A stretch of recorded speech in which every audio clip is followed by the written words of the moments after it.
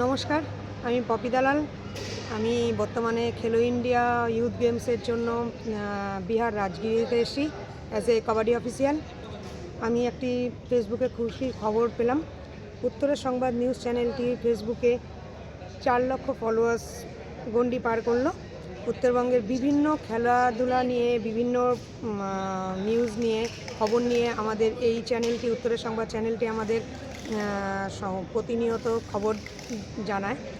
আমি নিজে খুব চ্যানেলটিকে ফলো করি।